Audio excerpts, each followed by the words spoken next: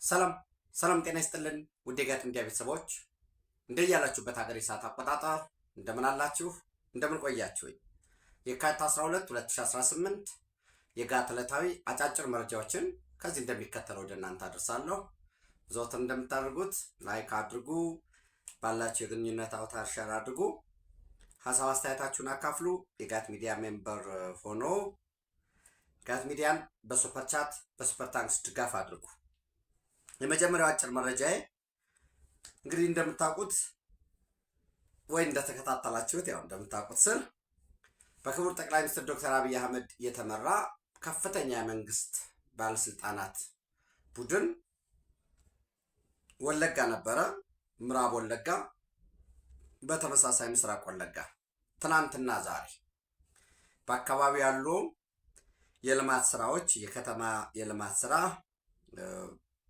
የኮሪደር ግንባታ ጨምሮ የገጠር የአርሶ አደሩን ህይወት የሚቀይሩ የመስኖ እርሻዎችን፣ የገጠር ኮሪደርን፣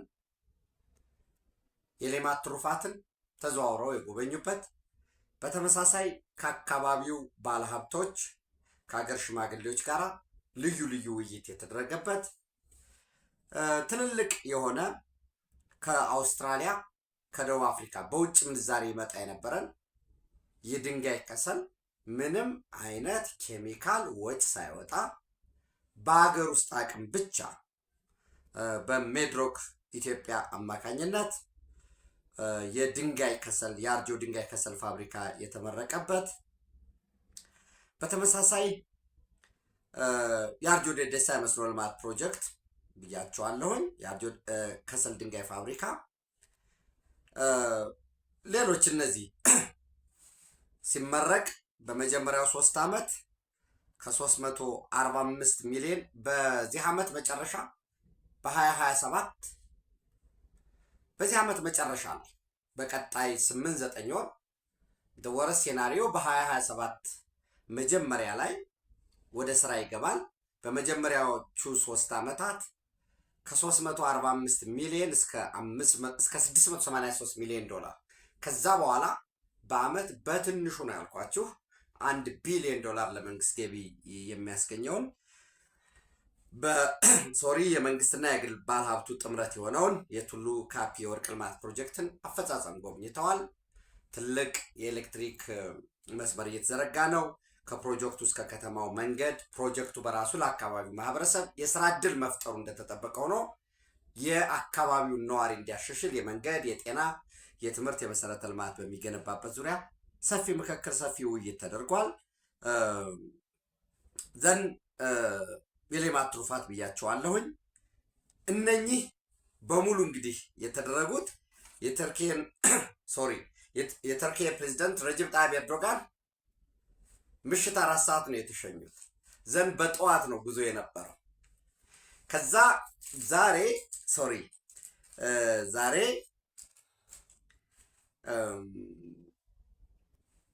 8 ሰዓት ተመልሶ የልኡካን ቡድን ወደ አዲስ አበባ ተመልሶ መጣ። 8 ተኩል ላይ የብልጽግና ፓርቲ ምክር ቤት ስብሰባውን ጀምሯል። እኔ በእውነት ዝም ብሎ ይሄ ሌላውን ነገር እንተውና ከዚህ መበርታት መስራትን በጋራ እንድንለማመድ እኔ አሁን ብዙ ነገሮችን ነገ የምል ሰው ነኝ እንደ ግለሰብ እና ከዚህ ባህላችን ብንወጣ ይሄ አስተማሪ ነው የሚሆነው። ዛሬ እንግዲህ የብልጽግና ፓርቲ ስብሰባ ጀምሯል።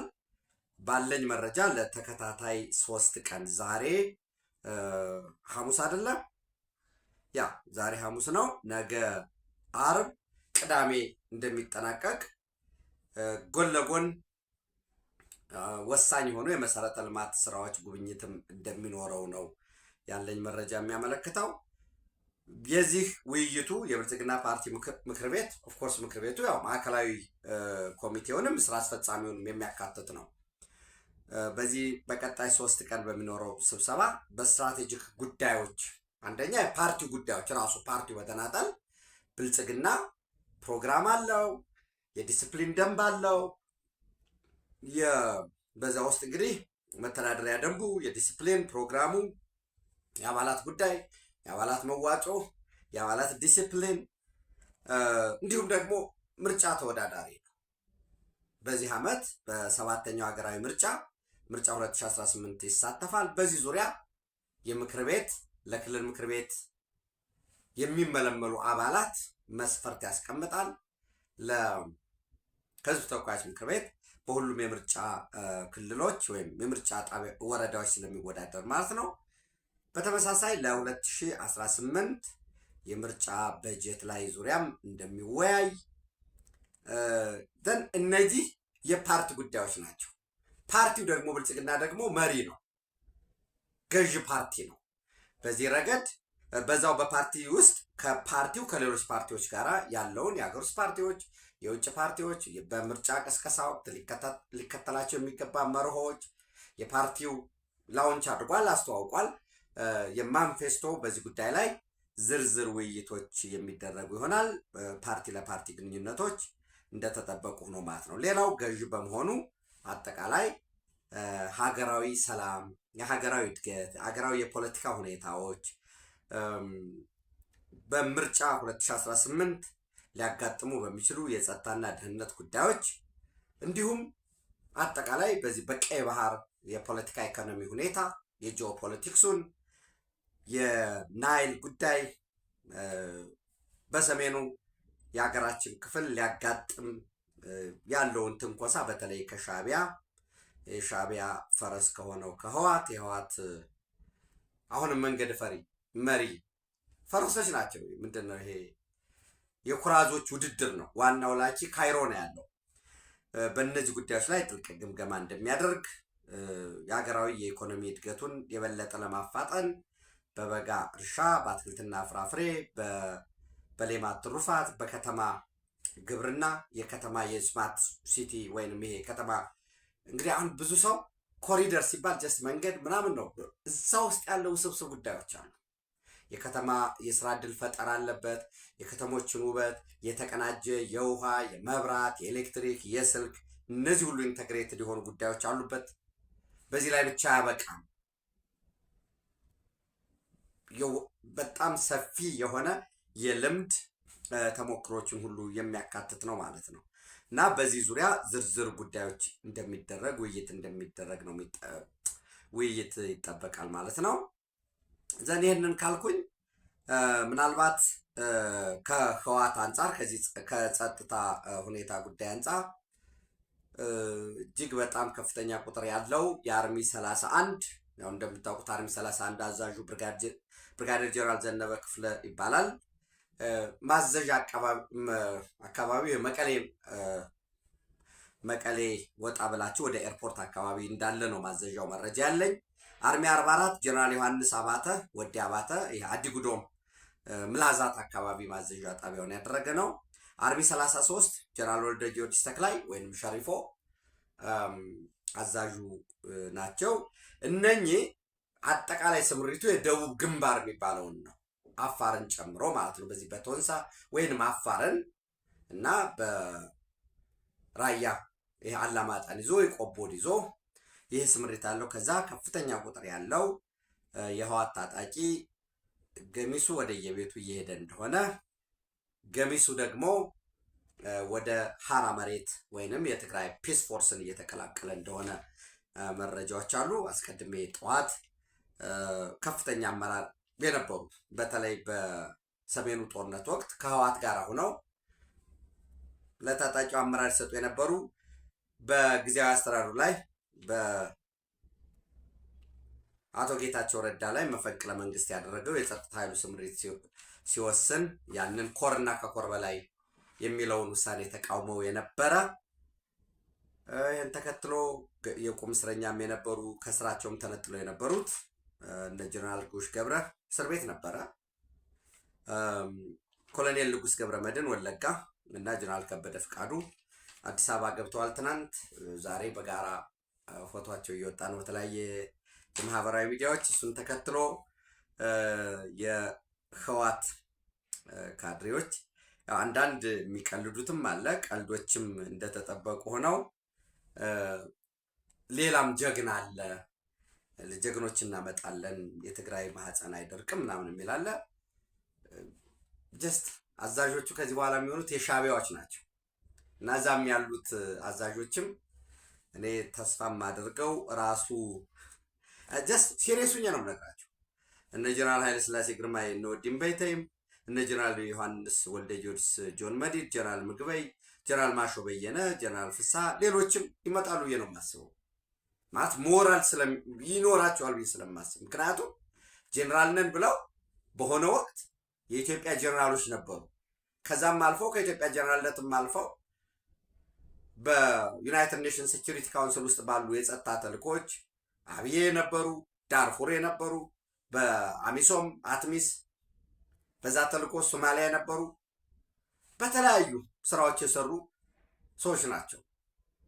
አሁን የሻዕቢያ ኮሎኔልም ያልደረሱ እነሱ ናቸው የሚያዝዙ ትእዛዝ የሚሰጧቸው። ኦፍኮርስ ለሻዕቢያ እንግዲህ የተጨበጠ መረጃ ያስፈልጋል። እያጣራሁ ነው። አሁን እኔ እናንተ ጋር የማመጣቸው መረጃዎች ፐርፌክት መሆን ስላለባቸው ነው እንጂ ሻዕቢያ ተደጋጋሚ ጥሪ ከዓለም አቀፉ ማህበረሰብ እየቀረበለት ነው። በአስቸኳይ ጦርህን ከኢትዮጵያ ማውጣት አለብህ። መጀመሪያ አካባቢ አላስገባሁም የሚል ደረቅ ምላሽ ነበር ሰጥ የነበረው። አሁን መለሳለስ እንዳለ በአንጻራዊነት መለሳለስ እንዳለ የለም ድንበሬ አካባቢ ነው ያለሁት፣ ወደ መሃል ኢትዮጵያ አልገባሁም፣ ወደ ትግራይ አልገባሁም የሚል መለሳለስ ምላሽ የሰጠ ነው። ከሳውዲ አረቢያ በተመሳሳይ ከቱርክ እና ከኳታር ጫና እየደረሰበት ነው ያለው እንዲያስወጣ። ይህን የማያደርግ ከሆነ በቀጣይ ቀናት የምናየው ነው የሚሆነው። በተመሳሳይ የመካከለኛው ምስራቅ ጉዳይ እንዲሁም እንግዲህ እንዴት እንደምላቸው አላውቅም። ዳስ ማይ ፐርሰናል ኦፒኒየን ነው፣ ግን ለኢትዮጵያም ምቹ ሁኔታ ሊፈጥር የሚችለው የአሜሪካ ኢራን እስራኤል ግጭት ነው። እንግዲህ የሩሲያ ፌዴሬሽን የውጭ ጉዳይ ሚኒስትር ሰርጌይ ላቭሮቭ በኢራን ላይ ጥቃት እንዳይፈጸም አስጠንቅቋል። ያው እንግዲህ ሩሲያ እነዚህ ፈረንሳይ ምናምን የምታውቁት ነው ያስጠነቅቃሉ። እነ ቻይና ኦብቪየስሊ ሁልጊዜም በቬንዙዌላ ላይ እርምጃ እንዳይወሰድ፣ በዚህ ላይ እርምጃ እንዳይወሰድ ዘንድ ሲወሰድ ጸጥ ይላሉ። ለምን? የራሳቸውን ሂሳብ ይሰራሉ። እና ሩሲያ ላቭሮቭ ዋንስ አገንስት ኤኒ ኒው ዩኤስ ስትራይክ ኦን ኢራን ይላል ሮይተርስ። ከምን ተነስቶ ዛሬ ያወጣው ነው፣ ከምን ተነስተው ነው ያስጠነቀቁ የሚለውን ስትወስዱ፣ በተመሳሳይ የሚድል ኢስት ሞኒተር ዘገባ ምን ይላል? እስራኤል በኢራን የሚሳይል ስርዓት የሚሳይል ሲስተም ላይ ጥቃት ለመፈጸም የአሜሪካን ፈቃድ እየጠበቀች ነው የሚል ሪፖርት ይዞ ወጥቷል። እሱ ብቻ አይደለም፣ አሁንም ሪሌቪሊቲውን ለማየት እየሞከርኩ ነው። ምንድን ነው የሚለው? ኢራንስ ወደዛ መጣለሁኝ። የፖላንድ ጠቅላይ ሚኒስትር ፖሊሽ ፕራይም ሚኒስተር ዶናልድ ተስክ ዛሬ ሐሙስ የፖላንድ ዜጎች ኢራንን በአስቸኳይ ለቀው እንዲወጡ ማሳሰቢያ ሰጥቷል። ፕሊዝ ሊቭ ኢሚዲየትሊ ኤቭሪዋን ስቲል ኢን ኢራን። ኢራን ውስጥ ያላችሁ የፖላንድ ዜጎች እባካችሁ በአስቸኳይ ለቃችሁ ውጡ የሚል ማስጠንቀቂያ ሰጥቷል። ተስክ ዋርንድ ዘ ዊንዶው ቱ ኢቫኩዌት ፖሊሽ ሲቲዝን ፍሮም ኢራን ኩድ ክሎዝ ዊዝን ሃወርስ አት ዘ ሪስክ ኦፍ ዋይደር ኮንፍሊክት። በማንኛውም ዊዝን ሃወር በሰዓታት ውስጥ ሊዘጋ ይችላል የሚል ማስጠንቀቂያ መስጠቱን ያው ዘገባዎች እያወጡ ነው። እናንተም ቸክ ማድረግ ትችላላችሁ። በተመሳሳይ ቴድ ክሩዝ የአሜሪካ ሴናተር ህግ መወሰኛ ምክር ቤት አባል ነው።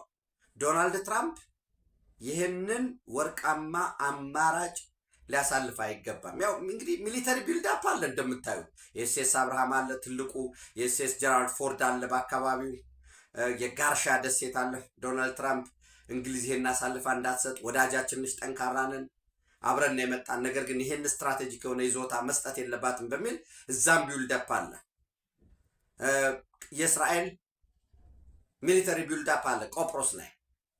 የእንግሊዝ ሚሊተሪ ቢልዳፕ አለ ቆጵሮስ ላይ። ይሄ መሰሳቡ ወደ አንድ መከማቸቱ አለ። ይሄ ባለበት ሁኔታ ነው እንግዲህ ቴድ ክሩዝ የኢራን ሱፕሪም ከፍተኛ መሪ አሊ ሀሚኒ ያለው አንድ ኦፕሽን ብቻ ነው፣ አንድ ምርጫ ብቻ ነው ያለው። ስልጣን መልቀቅ ቱ ሊቭ ፓወር ስልጣን መልቀቅና ወደሚፈልገው ሀገር መሄድ በሚል ያስቀምጠዋል። ስለዚህ ይሄ ምንድን ነው የሚያሳየን? አጠቃላይ ዲቨሎፕመንቶች፣ ሌላ አይነት ዲቨሎፕመንቶች እየመጡ ነው በአካባቢው የሚል ነው የሚያሳየን። እሱ ብቻም አይደለም። በነገራችን ላይ የኢራን ሲቪል አቪዬሽን ለየት ያለ ትዕዛዝ እየሰጠ ነው የሚል ሪፖርቶች እየወጡ ነው። ኮንፊርምድ መሆን ስላለበት ነው። ያው እንግዲህ እናንተም ቸክ ማድረግ ትችላላችሁ። ምን ይላል? በተለየ ሁኔታ የሲቪል አቪዬሽኑ ትዕዛዝ እየሰጠ ነው ለፓይለቶች።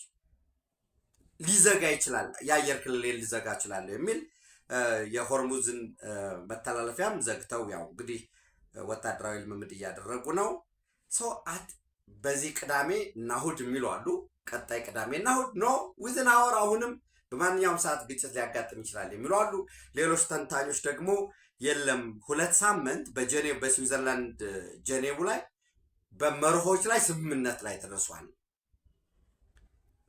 መደራደሪያ መርሆች ላይ ኒውክሌር ላይ እንደራደራለን፣ በማይኒንግ ምንድን ነው በከበሩ ማዕድናት ላይ፣ በነዳጅ ላይ፣ በእነዚህ በመርሆች ላይ ስምምነት ላይ ተደርሷል። ዝርዝር ግን ምንድን ነው መምሰል ያለበት የሚለው ዶክመንት ተዘጋጅቶ እስካሁን ኦማን ሙስካት ላይ ስዊዘርላንድ ጄኔቭ ላይ የተደረገው ውይይት በሶስተኛ ወገን ነው። አሜሪካ ፍላጎታቸውን ይገልጻሉ ለአደራዳሪው፣ ኢራኖች ይገልጻሉ። ፊት ለፊት እስካሁን አልተገናኙም። በቀጣይ 2 ሳምንት የዶክመንት ኤክስቼንጅ ካለ በኋላ ግን የፊት ለፊት ውይይት ይጀመራል። ይህንን አሟጦ መጠቀም ያስፈልጋል የሚል አጠቃላይ መረጃዎች ናቸው እየወጣሉት። ከኔ ጋር ምንድን ነው ያልኳችሁ እንግዲህ እንደ አንድ ገልደን ኦፖርቹኒቲ የማየው ፐርሰናሊ እንዴት ሻዕቢያን የማስታገሻው ትክክለኛው ጊዜ ይሄ ነው። እዚህ ትግራይ ምድር ውስጥ ሻዕቢያን መዋጋት ወይም እነሱ እንደሚያስቡት ያለውን ጥገኛውን በመንግስታዊ መዋቅር ውስጥ ያሉ ጥገኛዎችን የነሱ ተለላኪ መንገድ ሊመራ ሳልሳይ ብአዴን ሊሆን የተዘጋጀውን ከህወሓት ከሻዕቢያ ጋር ሁኜ የዘበኝነት ሚና አገኛለሁ ባጣ በሚል የተዘጋጀውን የራሱን አፋብን ብሎ የሚጠራውን ኃይል ኦነግን 8 አድርሰናቸዋል ብለዋል። እና እነዚህን አደራጅተን በሚል ሰቦታጅ የከተማ ላይ ይህንን አድርገን በጣም በፈጠነ ሁኔታ ጋሸና እንቆጣጠራለን፣ ሁመራ እንዛለን። በቃ ውጊያውን ሻዕቢያ ከራሴ አውጥቼ ትግራይ ላይ አደርገዋለሁ አለ ሻዕቢያ። የትግራይ ልሂቃን ደግሞ የለም ሚሊተሪ ቢልዳፕ አረጉና ወደ ድንበር ወደ አማራ ክልል እናስገባው። እዛው ውስጥ ነው የሚካሄደው።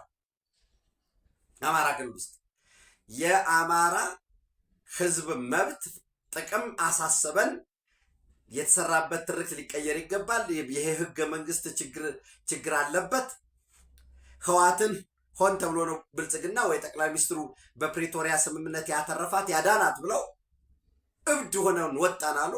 ከቅድሚያ ገና ሲነሱ እነዚህ ህወሓት የፈጠራቸው ናቸው። ዲቨሎፕመንቱን በደንብ ይዩት።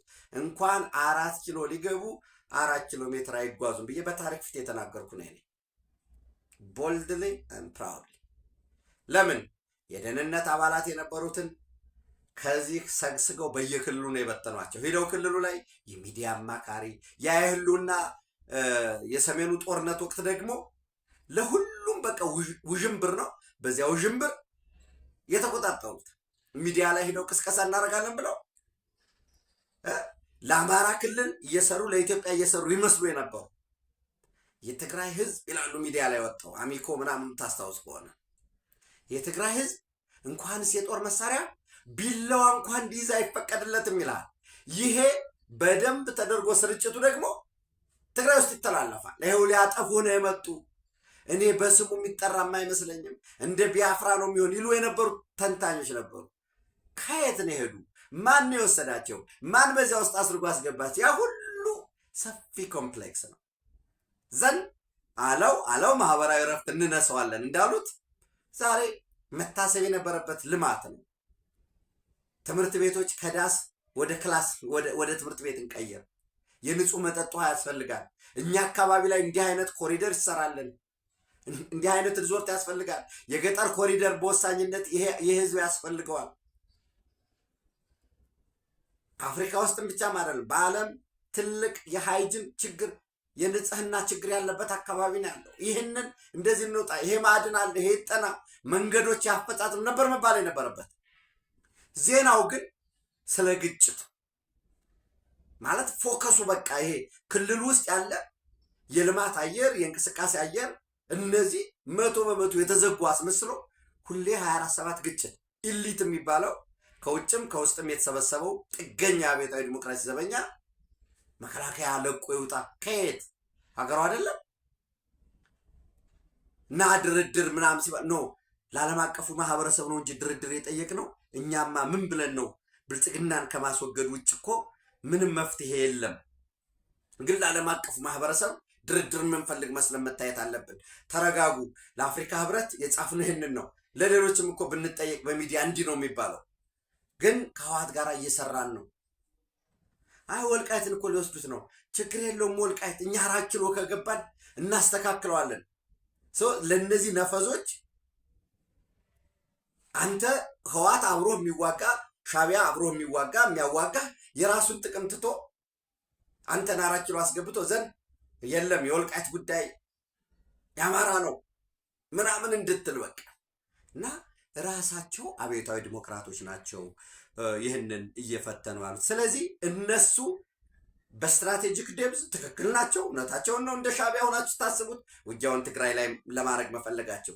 የትግራይ ልሂቃን ደግሞ ከነ ኢዲየሲያቸው ከነ ድንቁርናቸው ውጊያውን ለአማራ ክልል ማስተላለፋቸው፣ የአማራው ደግሞ ተቀብሎ በዛ እየሰለጠነ ነው ምን እያለ ነው የአካባቢውን። አሁን ልክ የአማራ ፋኖ ብሔራዊ ንቅናቄ ለውጊያ ወይ ምናምን ኦፕሬሽን ልንገባ ነው ሲሉ ቢጫ ጀሪካ ይዘው ነው የሚጓዙ ቤንዚን። ይህንን ቃጠሎ የሚያቃጥል ክፍል አለ። ያቃጥላል፣ ፎቶ ይነሳል፣ ምን ይላል። በቃ ስኬት ነው። በህወሓት በኩል በወያኔ በኩል በሻቢያ በኩል ክብርና ሞገስ ያስገኝላቸው። ይሄ ነው ስራ። እዛ ውስጥ ያለው ደግሞ ጥገኛው ምኑ እንደተጠበቀ ሆኖ ስለዚህ አሜሪካ እስራኤል ተባብረው ጥቃት የሚፈጽሙ ከሆነ እኔ ጥቃቱን እየደገፍኩ አይደለም፣ በኢራን ላይ የሚያደርጉ ከሆነ በዚያው ሙመት የዓለም ትኩረት አቅጣጫ ወደ ኢራን፣ እስራኤል፣ አሜሪካ በዞረበት ወቅት ኢትዮጵያ ሙሉ ለሙሉ የኤርትራን የአየር ክልል በመቆጣጠር አስመራ፣ ምጽዋ፣ ከረን፣ ሳዋን ከጥቅም ውጭ አድርጎ በወታደራዊ አዛዥ ሆንኩባቸው መሰለኝ እሱን አድርጎ እዚህ ያለው ወደ ኢትዮጵያ ውስጥ ያስገቡት 10 ክፍለ ጦር ነው ያስገቡ። ሊጨምሩም ይችላሉ። አስቀድሜ እንዳልኳችሁ ግን ወደኋላ የመሳብ ፍላጎት እያሳዩ ነው። በደንብ መጥራት ስላለበት ነው። መረጃ ምንጮችን ለማጣራት ስለምፈልግ ነው ቦልድ ሊማል ነግራችሁ። እዚህ ያለው ኢትዮጵያ ውስጥ የገባው ነጭ ባንዲራ እያውለበለበ እጁን የሚሰጥበት ምረት እየተቀበለ ወደ ኤርትራ የሚሄድበት እዛውን እሱን ማፈራረስ ሲጀመር ኤርትራን ማፈራረስ ሲጀመር የተዘጋጀ ኃይል ፓወር ቫኪዩም እንዳይፈጠር ኢሳያስን አስወግዶ ህዝቡ የሚያረጋጋበት ስልጣን የሚይዝበት ኢትዮጵያ ደግሞ ለራሷ የህልውና ኤግዚስተንስ ልክ ጎላን ሄይትን እንደያዘው ሌሎችም ለህልውናችን ብለው በሌሎች ሀገራትም የተለመደው እሱ እንደሆነው አሰብን ብቻም ሳይሆን ደቡባዊ ቀይ ባህር ቆርጠን እሱን ይዘን ወደ ድርድር የአልጀርስ ስምምነት የሚባለው ደግሞ ይፈርሳል ማለት ነው። የአልጀርስ ስምምነት ሌላ አይደለም፣ ድንበር አለመጣስ ሰላም መፍጠር ነው። ከዛ በፊት የነበሩ ዲቨሎፕመንቶች አሉት ሲጥሳቸው የኖረው ሻቢያ። አሁን ግን የኢትዮጵያን ሉዓላዊ ግዛት በጉልበት ወሮ ገብቷል። ይህን ዓለም አቀፉ ማህበረሰብ ተነግሮታል፣ ደብዳቤ ጽፈናል። የአልጀርስ ስምምነት ሙሉ በሙሉ ተጥሷል ማለት ነው። ልክ ተኩስ ከፍተህ የፕሪቶሪያ ስምምነት ከተጣሰ በኋላ ተመልሼ ወደ ፕሪቶሪያ ገባለሁ አትልም። ሻቢያም በራሱ ጊዜ የአልጀርስ ስምምነትን ጥሷል። እኛ በአልጀርስ ስምምነት የሰላም መርሆ ስምምነት የኢትዮ ኤርትራ ቦርደር ኮሚሽንም ውሳኔን የዛይ ባድሜን ምንም ወደ ውስጥ እንተግብር ብለን ገብተን ይህንን ይዞ በኢትዮጵያ አማጽያንን እንሰውን እየረዳ ባለበት ሁኔታ እኛ በዛ ባይንድ ልንገደድ ስለማንችል ወደ አዲስ ስምምነት ደቡባዊ ቀይ ባህርን ለኢትዮጵያ የሚያስረክብበት ሁኔታ አለ። ሌሎችም ዝግጅቶች ሚሊተሪ ቢልዳፖች አሉ። በቀጣይ ሳምንት እንዳልኳችሁ የእስራኤል ፕሬዝዳንት ወደ ኢትዮጵያ ይመጣሉ። በእነዚህ በተለይ ከዚህ ከሶማሊላንድ ጋርም ተያይዞ ኢትዮጵያ አጠቃላይ የፖለቲካ ስበት ማዕከል የዲፕሎማሲ ስበት ማዕከል የሆነች ነው። ሌላም አንድ እጅግ ከፍተኛ የሆነ እንግዳ ወደ ኢትዮጵያ ይመጣል።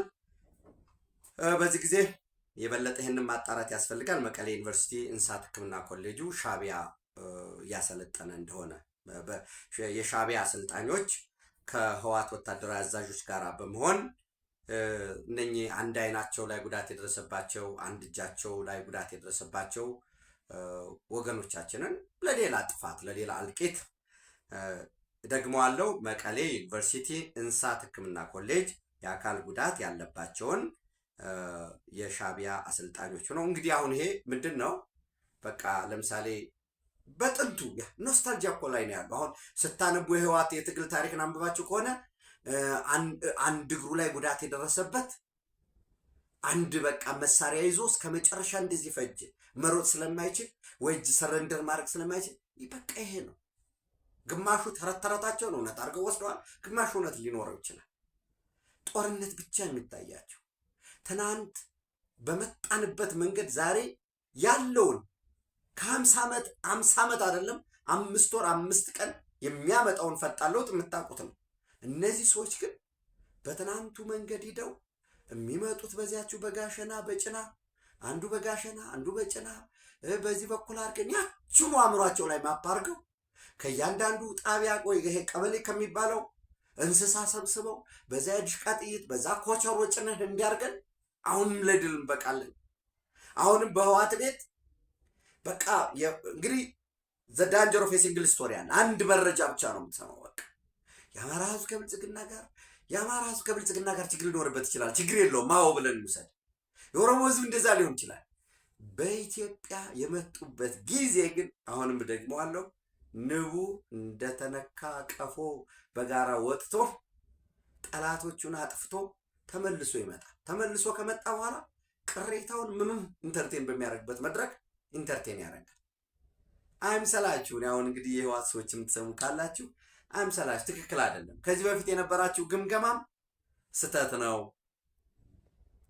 በቃ በ2 ሳምንት አዲስ አበባ እንገባለን፣ ያው ጀስት ጎንደር እንቆማለን፣ ነዳጅ እንቀዳለን፣ ቁርስ እንበላለን፣ ባህር ዳር ምናምን እንደዛ አይደለም። ከጦርነት የሚገኝ ትርፍ የለም። ባለው ሀብት ከውጭም ከውስጥም የምታገኙትን ሀብት በህገወጥ ንግድም የትግራይን ህዝብ መስኖ ብትሰሩለት፣ ውሃ ብታቁሩ፣ ያ ታታሪ ህዝብ ካፒታል ለመፍጠር ኢትዮጵያ ውስጥ አንዱ ምቹ የሆነ ካልቸር ያለው የትግራይ ህዝብ ነው። እሱን እንዲሰራ ምቹ ሁኔታ ብትፈጥሩለት ጥሩ ነው። አሊያ ቴሌኮም ቴሌ ይቋረጣል፣ የትግራይ ኔትወርክ እንጠቀማለን፣ የኤርትራ ኔትወርክ እንጠቀማለን። ጦርነቱ በተጀመረ ቅጽበት እኔ አሁን እንዲው ማለት እንትን ልሁን ብዬ ነው፣ ሀምብል መሆን ስላለብኝ ነው። ጦርነቱ በተጀመረ ቅጽበት ኤርትራ ራሱ ስልክ የሚባል አይኖርም፣ ይመታል። የሚበር የሚነሳ አውሮፕላን አይኖርም፣ ሙሉ ከጥቅም ውጭ ሆነ። ውጊያው ከኢትዮጵያ ጋር ነው። ኢትዮጵያ ትልቋ ኢትዮጵያ፣ ሌላው ምንም ጥርጥር የለውም። ግብፅም ሌላውም አለ የሚባለውም ገንዘብ እስከከፈልከው በተለያየ መንገድ የጦር መሳሪያ የሚሸጠውም መሳሪያ ሊሰጥ ይችላል፣ ወኔ አይሰጥህም። ምክንያት የምትዋጋበት ምክንያት አይሰጥህም። ዛሬ የህወሓት ሰዎች ለምን የፕሪቶሪያ ስምምነት ተፈርሞ ተረፉ ብለው ሻቢያ ተናዶ እነሱን እዛ በግላጭ ሊመታቸው እንደሚችል እንኳን ማሰብ አልቻሉም። ሻቢያ አጀንዳው አይደለም። የሆነ ነገር የኤግዚስተንሻል ትሪት ከገጠመው ሊደራደር ይችላል። አሁን ሪትሪት እያደረገ ነው ብያቸዋለሁ። እና በዚህ ምክንያት ይኸው አሁን የሽራሩ ህዝብ እየተፈናቀለ ነው። ትናንት ብያቸዋለሁ። ገበያ ላይ፣ ሃይማኖት ተቋማት ላይ፣ ጤና ጣቢያዎች ላይ የተፈናቃዮች ጣቢያ ላይ፣ መጋዘኖች ላይ፣ በመንግስት ተቋማት ላይ ከባድ መሳሪያ እየጠመዱ ነው። በዚህ ምክንያት አቅም ያላቸው ትንሽዬ አቅም ያላቸው ወደ ሽረ ወደ መቀሌ እየሄዱ ነው። ከዛም ያለው አሁንም እየመጣ ነው ከመቀሌም ከምን ከዚህ በፊት በሰሜኑ ጦርነት ወቅት ግን የነበረ ምንድን ነው? ከውጭም ከሀገር ውስጥም ያለው ወደዛ የሚሄድ ነበር። ትርክቱም ሰፊ ትርክት ነበር። አሁን ግን የኃይል መከፋፈል በውስጣቸው ያለው እኔ እንግዲህ እባካችሁ ጦርነትም አይጠቅምም የሚል ነው። ስብሰባ እንደቀጠለ ነው። በነገራችን ላይ የሞንጆሪኖ ካድሬዎች ስብሰባ እያደረጉ ነው። ከሻቢያ ከፋኖ ጋር ሆነን እኛ አሁን 3-1 ነን። ብልጽግና ዓለም አቀፍ ተቀባይነት የለው፣ ብቻውን የቆመ ነው። እኛ ግን ሻቢያ አለ ከጎናችን፣ ግብፅ አለ፣ ሱዳን አለ፣ ሌሎችም የሚረዱን አሉ፣ መሳሪያ በቂ አለን እና ምን ይሏቸዋል? በቃ አዲስ አበባም ሳይቀር በቃ አስርገን አስገብተናል፣ ምንም ዝም ብላችሁ ጠብቁ የሚል የኤርትራን ቴሌኮሙኒኬሽን እንጠቀማለን። ባንክም ችግር የለውም፣ ባንክ ሊዘጋ ይችላል። ቢዘጋም ግን እኛ ባንኮቹ ኦፕሬት እንዲያደርጉ እናደርጋለን። ለዛ ሁሉ ዝግጅት ወስደናል አድርገናል። የግብይት እንግዲህ አሁን ናቅፋንና ዶላርን እንጠቀማለን። ብርን ሊያቆሙ እንደሆነ እንግዲህ አብረን የምናየው ነው የሚሆነው ማለት ነው። መብራት የተከዜ እንጠቀማለን። በ15 16 ውጊያ እንጀምራለን የሚል እንግዲህ 15 ዛሬ ነገ 13 ነው፣ ቅዳሜ 14 እሑድ 15 ስለዚህ ሰኞ ማክሰኞ ጦርነት እንጀምራለን ይላል። ይሄ በ16 ይጀምራሉ እያልኳቸው አይደለም፣ ያላቸው ሪፖርት ይሄንን ነው። 25 ኪሎ እህል፣ ጥራጥሬ፣ ቆሎ፣ በሶ ዱቄት ማለት ነው፣ ሽሮ፣ ደረቅ እንጀራ፣ እነዚህ በሙሉ እየተሰበሰቡ ትእዛዝ ሰጠዋል። ለሁሉም ተመላሽ በጣም የከፋ ጉዳት የሌለበት በቀር በዲዲአር የወጣው ሁሉ ይህን እያደረጉ ነው። አይጠቅምም ማለት የምፈልገው እሱ ነው። አይጠቅምም፣ ፍጹም ጥቅም የለውም። እንዳልኳችሁ አሜሪካ፣ ኢራን፣ እስራኤል ወደ ጦርነት የሚገቡ ከሆነ በዛው ቅጽበት ዓለም እዛ ትኩረት ሲያደርግ እኛ ያንን ምንጨርስ ይሆናል። ኤርትራ የሚባለው ጦርነት ውስጥ ከተገባ ኤርትራ የሚባል ሀገር በኢትዮጵያ ፈቃድ ብቻ ነው ሊኖር የሚችለው። ኢትዮጵያ በክብር ለዘላለም ትኑር። ቴንክ ዩ